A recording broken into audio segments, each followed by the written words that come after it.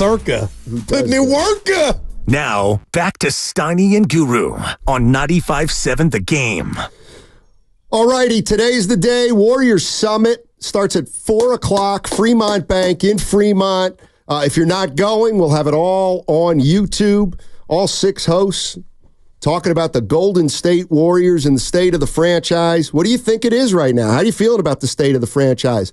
And first, I want to tell you at 3 o'clock today, 3 o'clock, Willard and Dibs with Michael Thompson. Michael Thompson, Clay's dad, joining Willard and Dibs at 3 o'clock. Oh, wow. 3 I'll be tuned in. p.m. We're talking about where the Warriors are this offseason and how you're feeling about it and whether or not you're happy with where they're at. I think under the circumstances, they're doing the best they can. Well, nobody said. And I'm not, and I like they've gotten their financials in a better way. They may have upgraded the roster, which to me is very important. And we'll see what these 3 guys can bring to the team. I'm a firm believer in chemistry, in a team dynamic. I don't know if the Warriors are better right now than they were last year. I think they might be. I think it's possible because I kind of like these guys. They're younger. They're all pro players. Now, I think the one thing we're going to have to, and it's not for today, conversation about, why, with all we know about Steve Kerr, is he going to play Moody and Podziemski over any one of these veterans that they've just acquired? I don't think any of those 2 young dudes I like are better than Melton when he's healthy. Yeah. Would you agree with that? One more time? I don't think, as much as I like Pods and Moody, I don't think they are better than Melton. I know it sounds trite, but that's what practice is for. Okay, I got one more question because you took your victory lap last year and you earned it with the Chris Paul coming to Golden State, how he would help.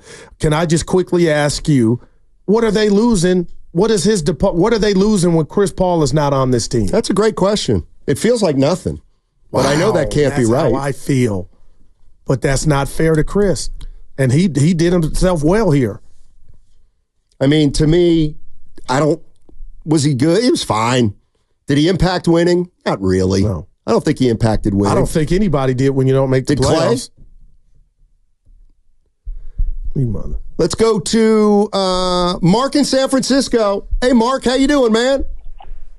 Good, Steiny. Hey, Guru. Hey, what's up, Mark? You guys are great. Guru, you got a big heart, man. I really admire you for that. And I think you make decisions as a general manager with your heart. And I get it, too, because it hurts everybody that Klay left. But, right, I want to answer a couple questions. One, the second best player right now is Wiggins. He needs to be unlocked again. Wow. And Kuminga. No doubt. Kuminga just needs more minutes. He needs more minutes than 22 minutes per game. The kid was scoring line. He was getting better. And I love Steve Kerr, but ever since Klay come back during the championship season, it's always been about working him back in. And Kerr has been handcuffed. And he's been coaching by seniority and not by ability.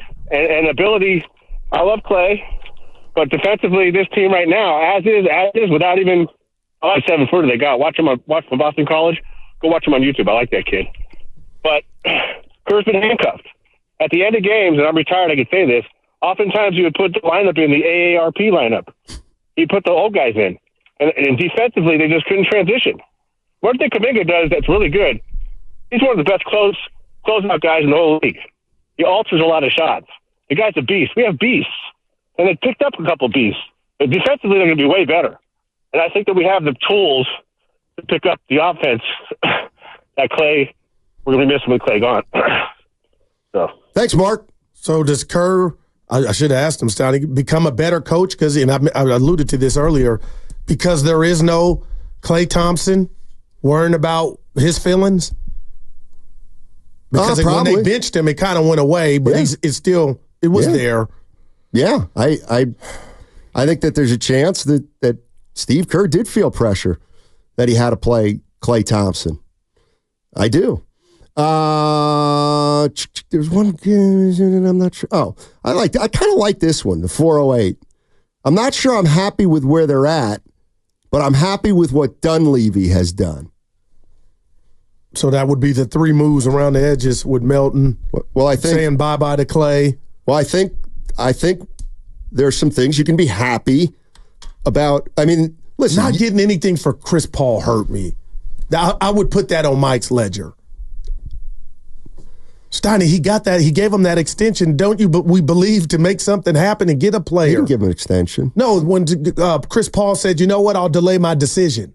That tells me, you know what? It tells me that they exhausted every single thing they could have possibly done. Yeah. Yeah. But in the end of the day, they weren't going to, again, we were kind of talking about this at the end of the year, that anything they do is not going to be easy. And we kind of gloss over it a lot. Well, they'll still figure it out. I don't believe there was a deal for Paul George out there that the Clippers would have accepted.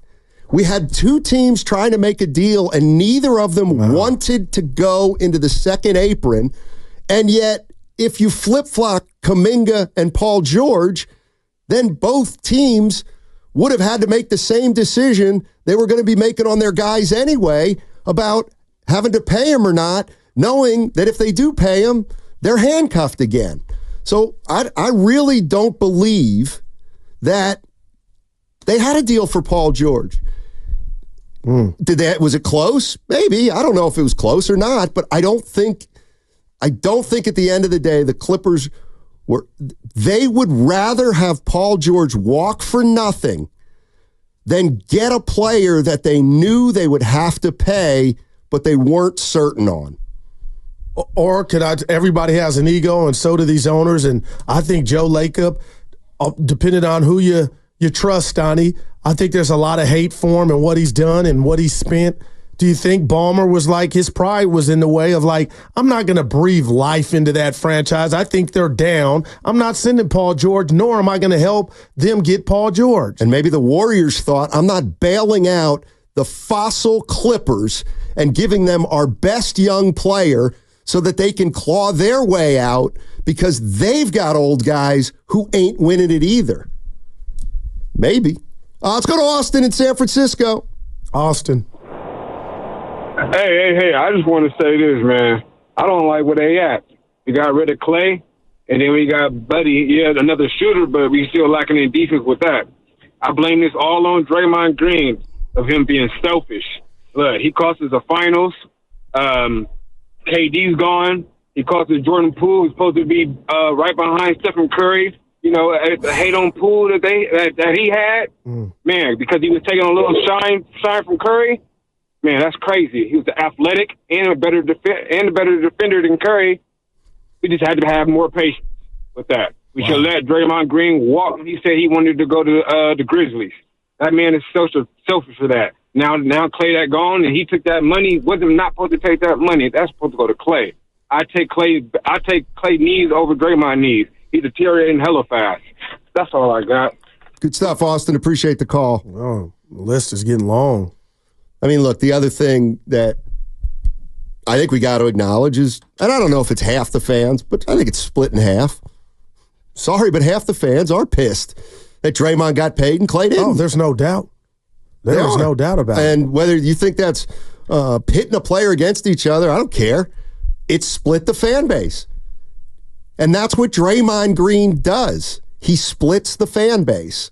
So we're never going to have a consensus on what they should have done with Draymond, because we know that we have them all on record. But last year saying we can't win without Draymond.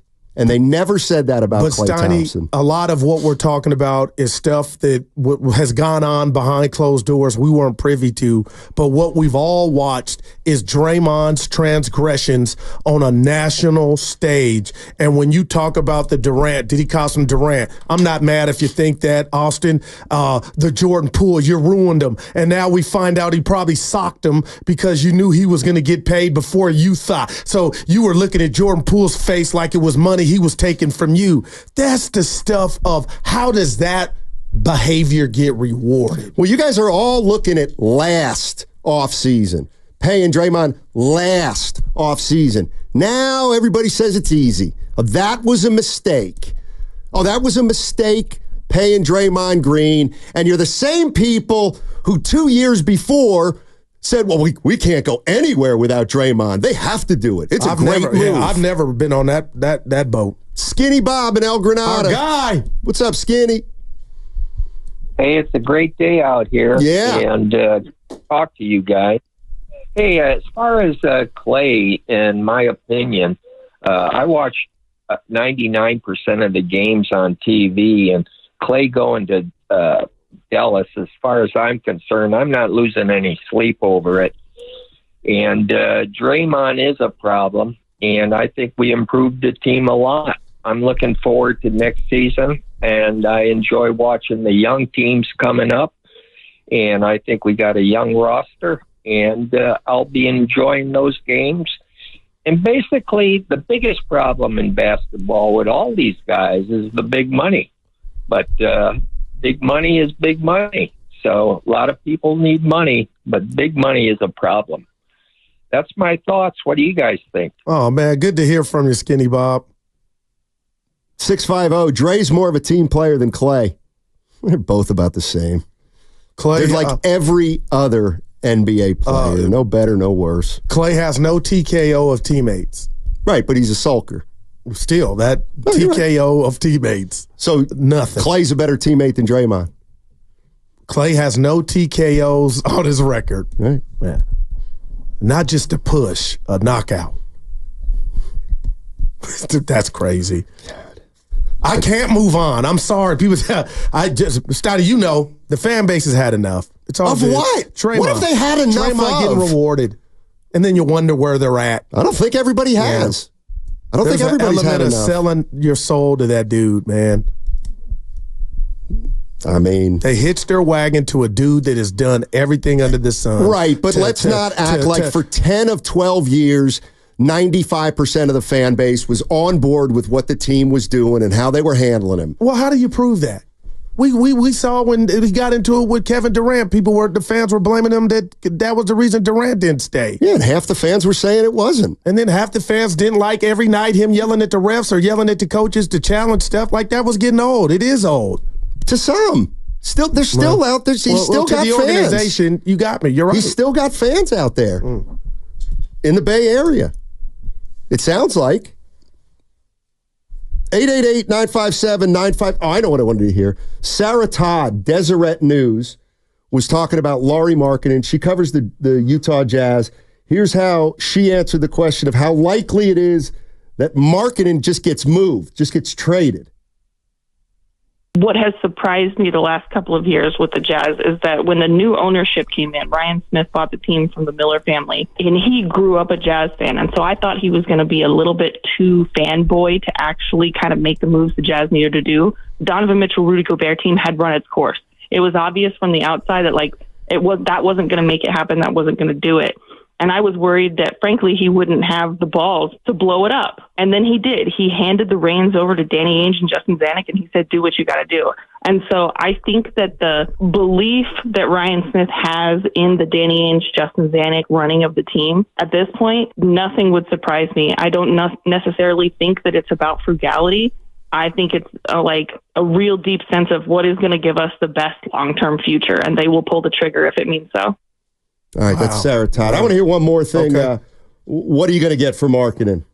Man, it's going to really take a big haul. It is. I think if there is an offer, like if the Warriors come through with a big offer, the Jazz would get it done. But they're not going to hold back on it. Like they're not going to say like, oh, we'll settle for a deal, because they would like to have Lowry for a long time if they can. Yeah, and Steiny, I'm not shocked. The dude's I believe a damn good young player. I guess also what I would say is I would absolutely positively never have traded for Paul George and then given him $212 million to take him to 38. But had they somehow figured out a way to do it, that I would have understood. Trading Kuminga and 3 firsts for Lauri Markkanen, That's what I'm not doing. Or no, it's not. I mean, I wouldn't do either, but that's what I would not understand that move. You think it's still feasible? Because here's the other thing. I do after hearing that. Well, here's the other thing. I think it's and Evan got me thinking about this. What's the word? It's incongruous. It's if you're saying that you got to get Steph help to take him to a title, who gives you a better chance, Paul George or Lauri Markkanen? Paul George, I believe. Okay, so and so did the Warriors. So that's why he was option A. Right. So what are you getting Lauri Markkanen for? He's a 26-year-old player. Like you've already if you think Paul George gets you back into contention. Well, he would be because he's heir apparent. He would be the 26. Okay, so you are thinking about the future under that situation. Right. I'm not throwing him out with the bathwater. He's a damn good player, and I expect him to be 4 years from now, 30 years old, still, hopefully an all-star. Okay, so you do care about after Steph's gone. Well, that's immediately after Steph is gone. So, I think that's big. Like, what if he's 3 years away from his prime, which he probably is because he's 26. Well, even more the better. Well, but that means he's going to be at his most title ready when Curry's 39. Stein, he averaged 27 points in this league, 26, and you didn't like the rebounds, but 8 rebounds. The dude can still ball now. He plays offense. Okay, but let me tell you the other thing. You can't bring in a non-defender to play alongside Draymond Green at this point of Draymond's career because that ain't working either, I don't think. Like, if Markkanen's as bad on defense as everybody says he is, how's that going over with Draymond? I don't know. Chris in Alameda. What's up, Chris? Hey, guys. How's it going? Couple quick points. I'm with you guys. Don't sell it all for Markkanen. I don't think it's worth it. I don't think it's the way the league is going these days. Big potential extensions. But also, I just wanted to say about Klay, who I love, one of my faves. But, he played next to Steph Curry. And, of course, he had his shining moments when Steph wasn't on as well. But everybody's better when someone's drawing that much gravity. He'll be fortunate and get that same thing in Dallas. But you know what I'm saying? It would be tough if he was going someplace without a Kyrie or a Luka. Thanks, guys. Yep. Thanks, Chris. Appreciate the call. And maybe that tough place was here. What's that? Having a guy, not all you had was Curry to be able to help Klay out and get the shots. He was saying he's in a good place now, but if he wasn't, I'm saying, what if this were the worst place for Klay? Now that there's not too many playmakers on the court outside of Steph. And maybe that's why he dipped too. Now that I'm learning what's going on and what's been going on. How many legends have gotten old and come off the bench for the team that they starred for? Oh, wait. Well, how many legends have ever come off the bench at the end of their career for the same team they started with and played with their whole career? Doesn't happen a lot. It just doesn't. Most guys at the end of their careers, if they have to go to the bench, they'll go to a bench for another team. I mean, there are exceptions. Maybe Tim Duncan, Chris A. never came off the bench. Not even his last year with the Spurs. He started every single game for the Spurs. Tim Duncan. What about Manu? Well, I think Manu went back and forth. Well, and I also think, I guess Dwayne Wade might fit that image or fit that role. But it's a built-in problem. What about Dirk? He started half his games the last year when he only played 50 games. So he went to the bench for half a season, and it was his last year. So he didn't come off the bench for the Dallas Mavericks. That's got to be a guy who's doing it for another team. I think at that age. And we don't, with everything we know now, Stoney, I think that was a big component of Klay's mindset. Like, I can't watch Moody Pods, Melton, or whoever start before. That would be torture. But he did it some part of last year when they benched him. Right. after he made the bonehead foul against the Clippers at home. And then remember they went to Utah, and then he was out of the starting lineup. Boy, Eli saying Klay's not in that conversation. Jeez. Klay's a Hall of Famer. Oh, yeah. He's a Hall of Famer. Yep. You can't ask him to sit behind Brandon Podziemski. But yet they did. Right. In the middle of the season. He probably's like, I'm you out can't this. ask him to start a season playing behind I get it. Brandon Podziemski.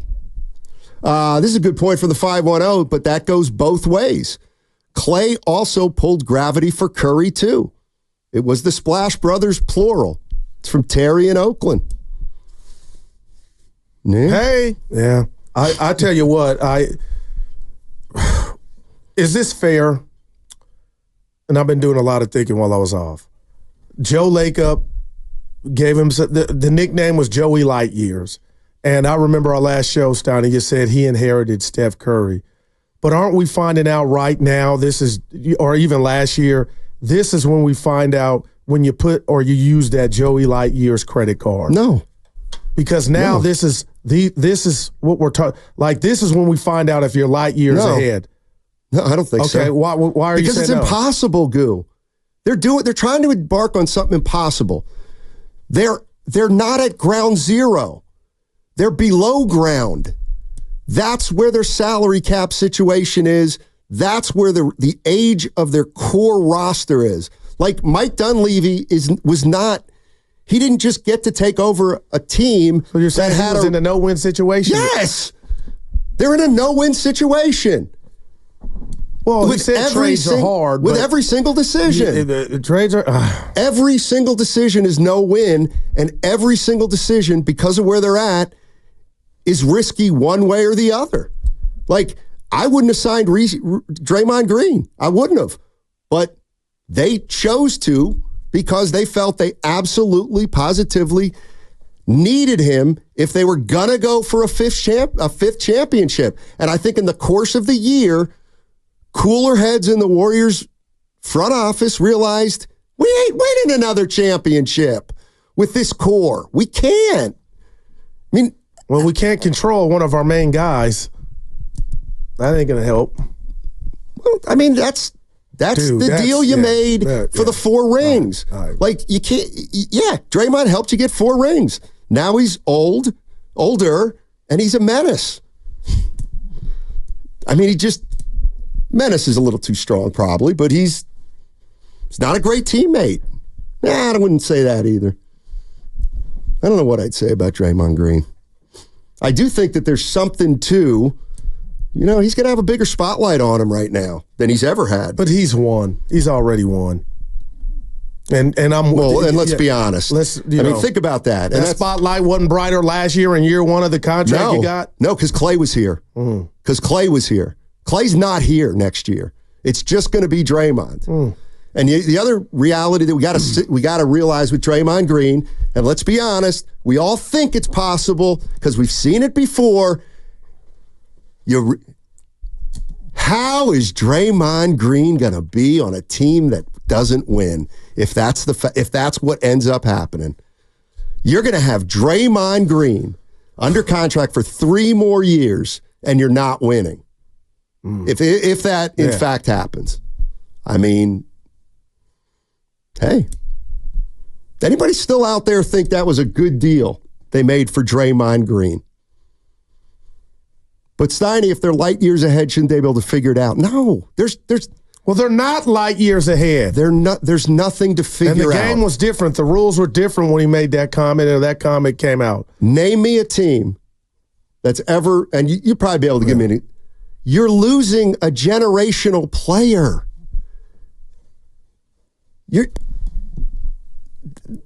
You're like, Steph Curry is unbelievable. Like, it's just, there are things that are inevitable in life. And one is that it's hard for a 36-year-old to carry a team to a title as the team's best player. Hey, all guests on 95.7 The Game appear on the River Islands guest line. Isn't it time for you to discover the islands? River Islands in Lathrop.